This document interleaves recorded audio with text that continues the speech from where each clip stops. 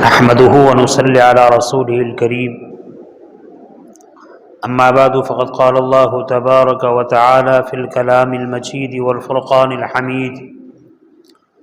فأعوذ بالله من الشيطان الرجيم بسم الله الرحمن الرحيم وذكر فإن الذكرى تنفع المؤمنين صدق الله مولانا العظيم۔ میرے محترم بھائیوں، دوستوں اور بزرگوں اور گھروں میں بیٹھ کر سننے والی دینی ماں بہنوں، چند باتیں آپ کی خدمت میں عرض کرنی ہے۔ حق تعالی شانہ نافع مفید بات کہنے کی اور سننے کی توفیق عطا فرمائے، اور اس کے بعد ہم سب کو اس پر عمل کی سعادت نصیب فرمائے۔ پہلی چیز تو یہ ہے، الحمدللہ ہمارے یہاں ہماری بستی میں قدیم سے مکتب کا نظام جاری ہے۔ عید الاضحیٰ کی چھٹی کے بعد پھر مکتب کی تعلیم شروع ہوئی۔ اس مکتب کی قدر و قیمت کو ہمیں جاننا اور پہچاننا ہے۔ میں اپنی ماں بہنوں سے خاص عرض کروں گا کہ مکتب وہ جگہ ہے جہاں سے ہمارے نونہالوں کو، ہمارے بچے اور بچیوں کو وہ تعلیم ملتی ہے جس تعلیم پر ان کے ایمان کا دار و مدار ہے۔ امت کا 95-97% طبقہ آج کے دور میں مکاتب کی تعلیم پر اکتفا کرتا ہے۔ 3-5% بچے ایسے ہیں جو مکاتب کی تعلیم سے فراغت کے بعد بڑے بڑے اداروں میں، دارالعلوم میں، جامعات میں جاتے ہیں، ورنہ 95-97% ہمارے بچے اور بچیاں مکتب کی تعلیم ہی پر اکتفا کرتے ہیں۔ لہذا ان کو جو ضروریات دین ملنا چاہیے، جو بنیادی تعلیم ملنی چاہیے، جس تعلیم کے ذریعے سے وہ ایمان پر جم سکے، ایمان پر باقی رہ سکے، ایمان پر قائم رہ سکے، یہ وہ تعلیم ہے جو مکتب میں دی جاتی ہے۔ عید الاضحیٰ کے بعد جب مکتب شروع ہوا اور وقت سے آدھ گھنٹے کے بعد جب حاضری ہوئی تو اکثر درسگاہوں میں یہ دیکھا گیا کہ ابھی تک بچے درسگاہ میں پہنچے نہیں ہیں۔ 6:45 کا وقت ہے، 7:15 بج چکے ہیں، اور ہمارے مکاتب کی درسگاہیں طلباء سے خالی ہیں۔ حالانکہ ہونا تو یہ چاہیے، والدین کو یہ فکر کرنی چاہیے۔ والدین بارہا عرض کر چکا ہوں اور میں کہتا ہوں اس دور میں والدین کا اپنی اولاد پر بہت بڑا احسان ہوگا، بہت بڑی خیرخواہی ہوگی، بہت بڑی شفقت ہوگی، بہت بڑا پیار اور محبت کا معاملہ ہوگا جو والدین اپنی اولاد کی دینی تعلیم کی، مکتب کی تعلیم کی فکر کریں۔ اگر والدین جلدی سونے کا اہتمام کریں، صبح کم سے کم فجر کی آذان کے ساتھ اٹھنے کا اہتمام کریں، مائیں اپنے بچے کو ہر ضرورت سے تیار کر دیں، اور مکتب کا جو وقت ہے اس وقت سے اپنے گھر سے مکتب کی مسافت اور دوری کے اعتبار سے 15 منٹ 10 منٹ پہلے مکتب کے لیے والدین میں سے والد اپنے بچے کو لے کر نکلے اور مدرسہ پہنچائے۔ خاص کر کے جو چھوٹے بچے ہیں، ماشاءاللہ بڑے بچے اور بچیاں تو خود پہنچ جاتی ہیں، لیکن وہ چھوٹے بچے جو اکیلے نہیں جا سکتے ہیں، ان کی ماں کی ذمہ داری ہے کہ جلدی اٹھ کر ساری ضرورتوں سے ان کو فارغ کرے، اور جب مدرسے کا وقت آنے لگے تو 10 منٹ پہلے، 15 منٹ پہلے عام طور پر گھر کے مرد ان کو لے کر مکتب پہنچے۔ بچے بیچارے بچے ہیں، سچے ہیں، بھولے بالے ہیں، بعض مرتبہ ہمارے مکتب کے اساتذہ ان سے پوچھتے ہیں بیٹا کیوں دیر سے آیا، بیٹی کیوں دیر سے آئی، تو معصوم زبان سے کہتے ہیں کہ ہماری ماں بھی سوئی ہوئی ہے، ہمارے باپ بھی سوئے ہوئے ہیں، کوئی اٹھانے والا نہیں۔ ہماری آنکھ کھلی، ہم نے ہاتھ منہ دھویا اور کتاب اور قواعد وغیرہ لے کر مکتب کی طرف چل پڑے۔ بعض مرتبہ بھولی بھالی اولاد سچی بات کہتی ہے کہ رات کو دیر تک ہمارے ابا بھی اور ہماری امی بھی موبائل میں مشغول رہتے ہیں، نہ دیکھنے کی چیزیں دیکھنے میں رات کا بڑا حصہ گزار دیتے ہیں، صبح کو آنکھ نہیں کھلتی، جب وہ خود نہیں اٹھتے تو ہمیں کس طرح اٹھائیں گے؟ میرے بھائیوں، میری ماں بہنوں، بہت درد دل کے ساتھ کہتا ہوں، یہ جو زمانہ ہے ان بچے اور بچیوں کا، یہ ایمان اور دین کو اندر بٹھانے کا زمانہ ہے ان مکاتب قرآنیہ کے ذریعے سے۔ اگر ہم نے اس میں غفلت کی تو یاد رکھنا اس کا نتیجہ دنیا میں ظاہر ہو چکا ہے، ہماری آنکھوں کے سامنے ہے، ہاں اتنی دیر ہے کہ وہ ہماری بستی میں اس کا نتیجہ ظاہر ہونے لگے۔ اللہ تعالیٰ اپنے فضل سے ہماری بستی کی اور تمام مسلمان بستیوں کی حفاظت فرمائے۔ پہلے زمانے میں اتنے سارے دارالعلوم نہیں تھے، خال خال دارالعلوم تھے، لیکن ہمارے اکابر اور مشائخ کی محنت اور مشقت کے نتیجے میں مسلمان ہر بستی میں مکتب قائم تھے، اور مکتب کی تعلیم کا اثر تھا کہ ہمارے بچے اور بچیاں مکتب میں پورا وقت دے کر ایمانیات کو پڑھتے تھے، سیکھتے تھے، اپنے دل و دماغ میں بٹھاتے تھے۔ اس کے بعد دنیا کے جس میدان میں وہ پہنچ جاتے تھے، جس ماحول میں پہنچ جاتے تھے، ان کا ایمان محفوظ رہتا تھا۔ 20 سال پہلے کا تاریخ دیکھ لے، 30 سال پہلے کی تاریخ دیکھ لے، یہ چیز سننے میں نہیں آتی تھی کہ مسلمان بچہ مرتد ہو گیا، مسلمان بچی مرتد ہو گئی۔ لیکن مکاتب کی طرف سے ہماری توجہ ہٹی، ہمارا دھیان ہٹا، اس کی قدر و قیمت کو ہم نے پائمال کر دیا۔ بچہ اپنے وقت پر اٹھتا ہے، اپنے وقت پر جاتا ہے، نہیں جاتا ہے، پہنچنے کے بعد جلدی آتا ہے، دیر سے آتا ہے، سبق یاد کرتا ہے، نہیں کرتا ہے، سبق سناتا ہے، نہیں سناتا ہے۔ ہم اس کی طرف سے غافل ہو گئے، بے رخی اختیار کر لی۔ ہم اپنی دنیا میں، اپنی عیش و عشرت میں، اپنے موبائل میں، اپنے بلو فلموں میں، اپنے ناچ گانوں میں، اپنے ناجائز سیریلوں میں ہم نے اپنے آپ کو اتنا کھپا دیا کہ ان نو نہال کے ایمان کی حفاظت کا تصور ہمارے دل و دماغ سے نکل گیا۔ آج جو خمیازہ ہے،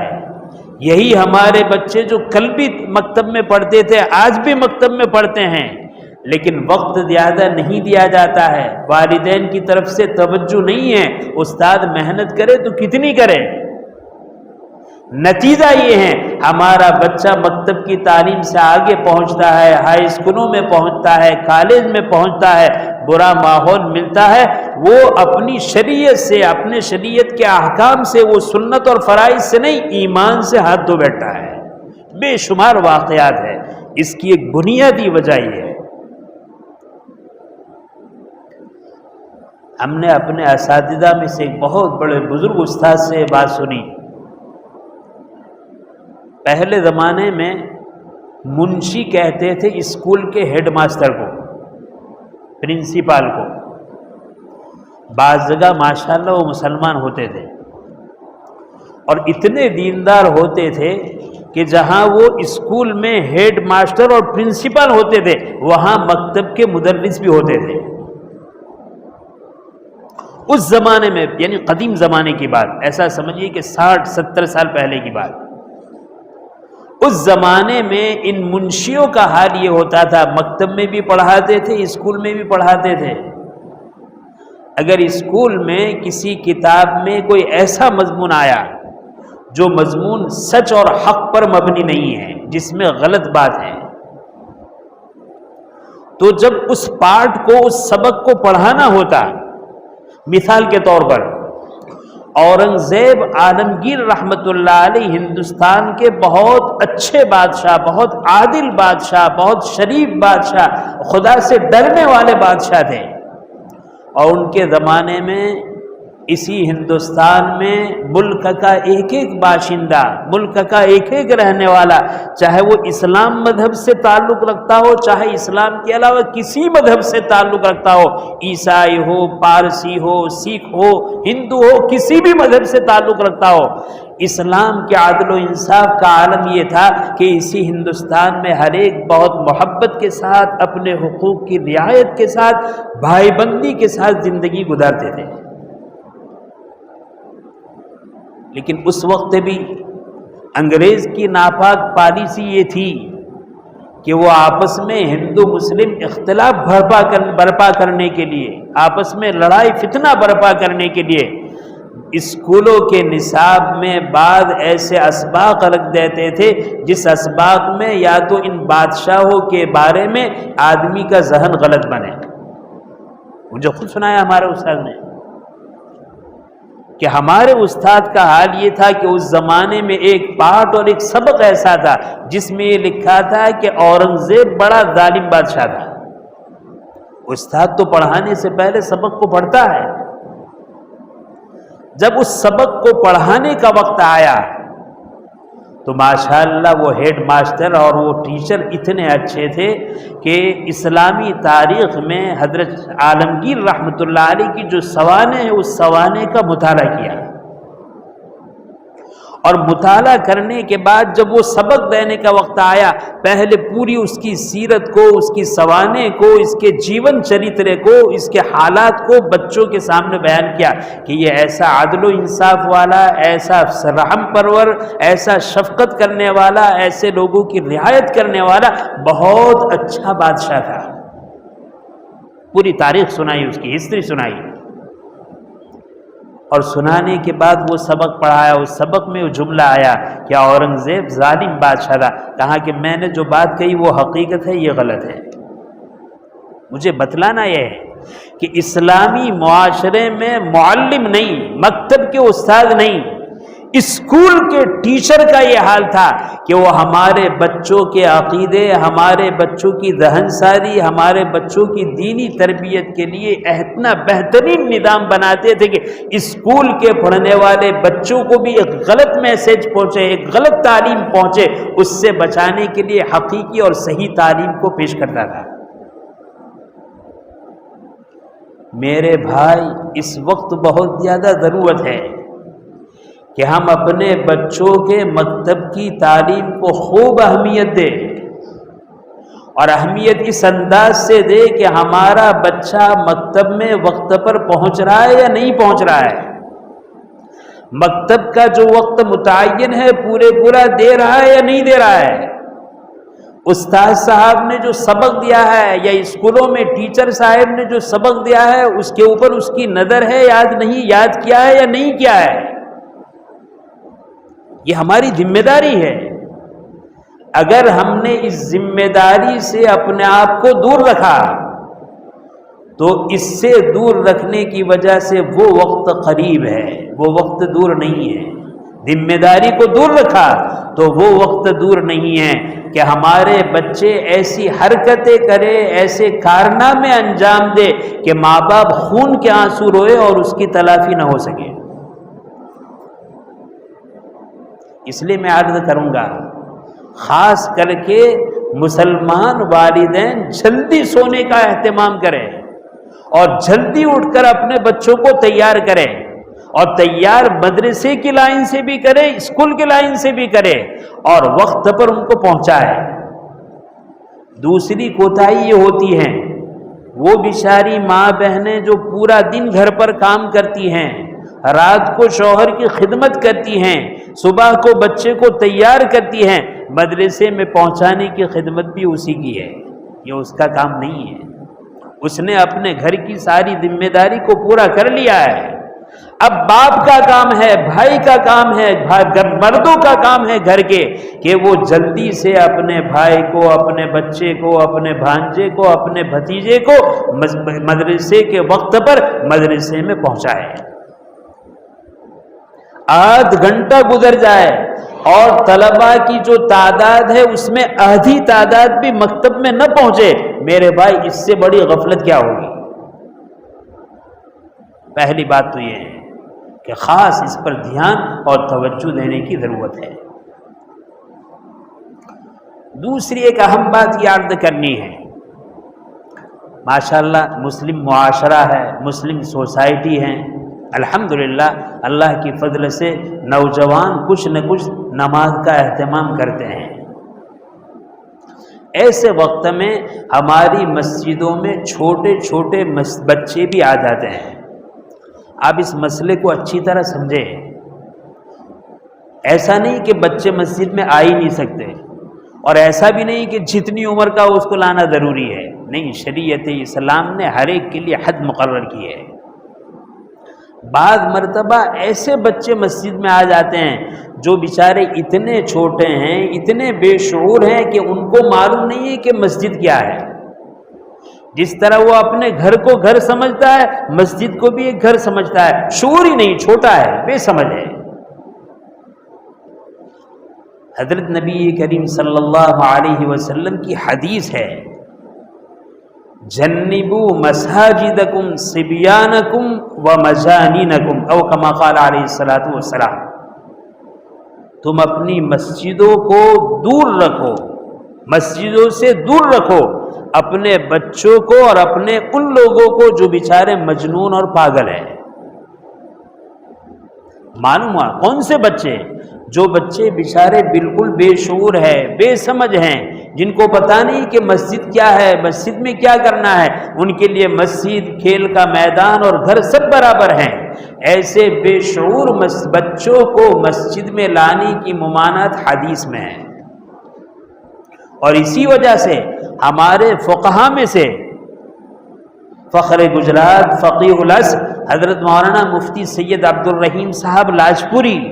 اور دارالعلوم دیوبند کے سابق صدر مفتی حضرت مولانا مفتی نظام الدین صاحب آزمی نور اللہ مرقدہما نے اپنے فتاوی میں اس بات کو لکھا ہے کہ ایسے بے شعور ناسمجھ بچے جن سے مسجد کا احترام باقی نہیں رکھ سکتا، ایسوں کو مسجد میں لانا جائز نہیں، حرام ہے۔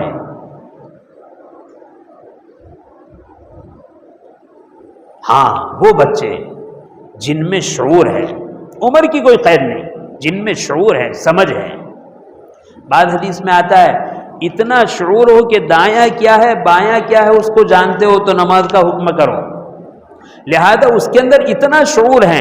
مسجد کیا ہے، اللہ کا گھر کیا ہے، اللہ کے گھر میں کیا کرنا ہے، وہاں جا کر وہ خاموش رہتا ہے، بڑوں کے ساتھ نماز پڑھتا ہے، دوڑتا نہیں، صف کے آگے سے گزرتا نہیں، ٹوپی نہیں نکالتا ہے، لمبا ہو کر سو نہیں جاتا ہے، کھیل کود میں مشغول نہیں ہوتا ہے، ایسا شعور رکھتا ہے۔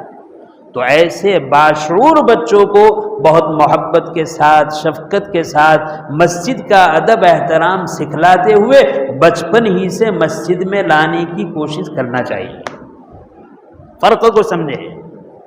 ہم لوگ آدھی بات سنتے ہیں، کون کہتا ہے بچوں کو مسجد میں لانا جائز نہیں، اور بچوں کو لے آتے ہیں۔ میں پھر کہتا ہوں، بچوں کو علی الاطلاق مسجد میں لانا ناجائز بھی نہیں ہے اور علی الاطلاق جائز بھی نہیں ہے۔ جو بچہ مسجد کے بارے میں شعور نہیں رکھتا ہے، سمجھ نہیں رکھتا ہے، اس کے لیے مسجد اور غیر مسجد دونوں برابر ہیں۔ وہ مسجد میں طوفان کرتا ہے، مستی کرتا ہے، دور سے ہنستا ہے، دوڑتا ہے اور صفوں کے آگے سے گزرتا ہے، لیٹ جاتا ہے، اور اس بیچارے کو شعور نہیں ہے بچپنے کی وجہ سے کہ کیا ہے۔ ایسے بچے کو مسجد میں لانا جائز نہیں، حرام ہے۔ اور جو بچے ایسی سوجھ بوجھ رکھتے ہیں، والدین ان کی بہترین تربیت کرے،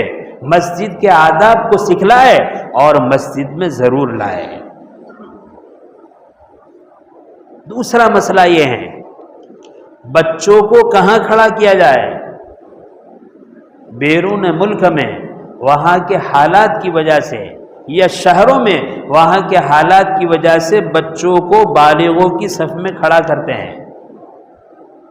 دیکھو اصل مسئلہ کیا ہے اور یہ صورت کیا ہے۔ اصل مسئلہ یہ ہے، مستحب یہ ہے کہ صف بندی اس طرح کی جائے کہ امام کے بعد پہلی صف مردوں کی ہوگی، دوسری صف نابالغ بچوں کی ہوگی۔ اگر پہلی صف کے مصلی کافی ہے تو دوسری صف میں یعنی علیحدہ صف میں بچوں کو رکھیں گے، یہ مستحب ہے۔ لیکن اگر ماحول ایسا بن جائے بچوں کو سنبھالنا مشکل ہو، بڑے ہونے کے بعد سمجھدار ہونے کے بعد بھی مستی طوفان کرتے ہیں، یا شہر کی جگہ ہے بچوں کی حفاظت مشکل ہے، پوری مسجد بھری ہے، آخر میں بچوں کو کھڑے کریں گے، کوئی لے کر چلا جائے گا، ایسے وقت میں اگر ان کو بالغوں کی صف میں کھڑا کیا جائے کوئی حرج کی بات نہیں ہے، اور ایسے بھی اگر وہ بالغوں کی صف میں کھڑا ہو گیا تو ناجائز نہیں ہے، مستحب کے خلاف ہے، مستحب یہی ہے۔ لہذا بہترین شکل یہ ہے جن علاقوں میں، جن بستی میں، جن محلے میں الحمدللہ ہمارے بچے محفوظ ہیں، ایسے کوئی خدشات نہیں ہیں کہ کوئی اٹھا کر لے جائے گا، گم ہو جائے گا اور زیادہ پریشانی ہوگی، ایسا نہیں ہے۔ اور ماشاءاللہ ہماری تعلیم و تربیت بھی ہے، وہاں تو ان بچوں کو مستقل الگ صف میں کھڑا کیا جائے، اور جہاں ایسا معاملہ ہے کہ بھئی بچوں کی تعلیم تربیت ہونے کے باوجود ان کے اندر شرارت بہت زیادہ ہے، کسی کی ماننے کے لیے تیار نہیں ہے، آگے پیچھے کھڑے رہیں گے تو سارے مصلیوں کی نماز خراب کریں گے، یا اسی طریقے سے پیچھے کھڑے رہیں گے، کوئی لے کر چلا جائے گا، مکہ مکی ہوگی، مارا ماری ہوگی، تو پھر ان کو اگر مردوں کی صف کے درمیان کھڑا کیا جائے تو کوئی حرج کی بات نہیں، اس کا بھی لحاظ رکھنا چاہیے۔ ہمیں اپنے بچوں کو اسلامی تعلیم سے، اسلامی آداب سے اپنے گھر پر مالا مال کرنا چاہیے۔ دیکھیے مکاتب قرآنیہ میں جو دین پڑھایا جاتا ہے، اس دین کو عملی شکل میں پیش کرنا ہم والدین کا کام ہے۔ اگر ہم چاہتے ہیں کہ ہمارے بچے مسلمان رہے اور ان کا خاتمہ انشاءاللہ مسلمانی پر ہو، اسلام پر ہو، تو ہمارے لیے ضروری کہ ان بچوں کا پورا وقت مکتب میں لگائے، اور مکتب سے جو انہوں نے حاصل کیا ہے عملی شکل میں ان کے سامنے پیش کرے۔ جیسے مکتب میں ان کو سکھلایا سچ بولنا فرض ہے، جھوٹ بولنا حرام ہے، یہ اس نے سیکھا پڑھا، اب گھر آنے کے بعد باپ سے وہ سنے گا تو سچ سنے، ماں سے سنے تو سچ سنے، بھائی بہنوں سے سنے تو سچ سنے، یہ ماحول ہمیں دینا پڑے گا، تو اس نے جو پڑھا ہے وہ اس کا عقیدہ بنے گا، وہ اس کا فہم بنے گا، وہ اس کی سوچ بنے گی۔ اور اگر استاد نے پڑھایا سچ بولنا فرض ہے، جھوٹ بولنا حرام ہے، گھر پر آیا دیکھا کہ باپ تو تھلے درجے کا جھوٹ بول رہا ہے، ماں تو جھوٹ بول رہی ہے، بڑے بھائی تو جھوٹ بول رہے ہیں، بڑی بہن تو جھوٹ بول رہی ہے، چچا اور ماموں تو جھوٹ بول رہے ہیں، میرے بھائی کبھی بھی اس کا دل و دماغ اس بات کو قبول نہیں کرے گا کہ یہ سچا ہے یا سچا ہے۔ اس لیے اس وقت ان دو باتوں کی طرف توجہ کرنی ہے کہ ہم اپنے بچوں کی بہترین تربیت کریں، آداب کو سکھلائے، اور جب تک اس عمر کو نہ پہنچے مسجد میں لانا جائز نہیں، حرام ہے، اس سے بچے۔ بعض مرتبہ ہم سے غلط فہمی ہوتی ہے، مارو پوئرو تو دوڑ اڑی ورنو چھپڑ مسجد میں جائے، وہ کمال نہیں ہے، وہ تو گناہ ہے۔ اگر آپ کا بچہ بہت چھوٹا ہے اور مسجد میں جاتا ہے لیکن مسجد کیا ہے اس کو شور نہیں ہے تو اس کو لانا ثواب نہیں، گناہ ہے۔ ہاں اگر وہ 2.5 سال کا ہے، اگر وہ 3 سال کا ہے، لیکن ادب سکھا ہوا ہے، مسجد کے ادب احترام کو باقی رکھتا ہے تو کیا حرج کی بات ہے۔ عام طور پر علماء تو یہ لکھتے ہیں 5 سال کی عمر کو ہو جائے اس کے بعد اس کو مسجد میں لائے، لیکن میں نے کہا دار و مدار کس پر ہے؟ مسجد کے ادب احترام کو باقی رکھنے پر۔ ہمارے بیچارے چھوٹے چھوٹے بچے مسجد میں آتے ہیں اور بیچارے مستی طوفان کرتے ہیں، وہ اپنی دنیا میں مست ہیں، اس ایک بچے کے مستی طوفان کرنے کی وجہ سے سارے مصلیوں کی نماز خراب ہوتی ہے۔ حق تعالی شان ان دونوں باتوں پر ہمیں توجہ اور دھیان کرنے کی توفیق نصیب فرمائے، آمین۔ وآخر الدعوانا الحمدللہ رب العالمین۔ سنت پڑھ